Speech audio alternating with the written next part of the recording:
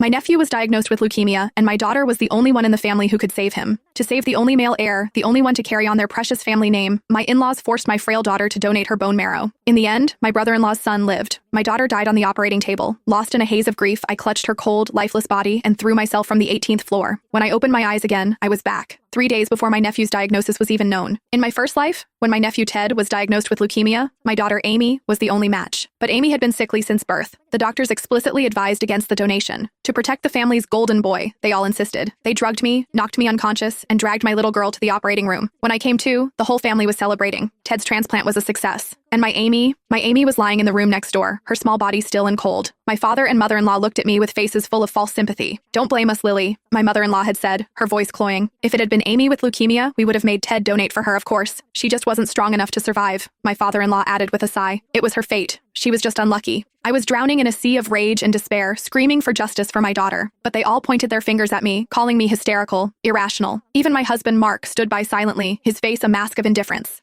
Utterly broken, I carried Amy's body to the highest floor and leaped. I never expected to open my eyes again, but here I am, 3 days before it all began. "Mommy, why are you crying?" A small voice pulled me back to reality. "Was it because I kicked off the blankets last night? Are you mad at me?" I turned, my vision blurred with tears. My daughter Amy, fresh from her nap, was looking up at me with wide, worried eyes. She was only 7, but her gaze held a wisdom that broke my heart. A fresh wave of grief and love washed over me. I pulled her into a fierce embrace, burying my face in her soft hair. "This time, Mommy won't let anyone hurt you. I swear it." I packed a bag, and the first thing I did was drive Amy to my mother's house. Later that afternoon, when I knew Mark would be off work, I called him. "Mark?" I began, my voice thick with feigned anguish. "I took Amy for a checkup today. The doctor said she has leukemia." I let a sob escape my lips. "Last time, you all said you'd make Ted donate if Amy were the sick one, didn't you? Let's see how you react to the news now." After hanging up, I drove home alone. When I walked in, my in-laws were fawning over Ted, the picture of domestic bliss. My arrival shattered the cozy atmosphere. The smiles vanished from their faces, replaced by annoyance. Before I could even step fully inside, my mother-in-law rushed forward. "Mark already told us about Amy," she said, her tone sharp and devoid of any sympathy. "We heard that even if you treat this disease, she'll be on medication for life. So we've discussed it, and we've decided it's better not to treat it. Besides," my father-in-law chimed in, not even looking at me,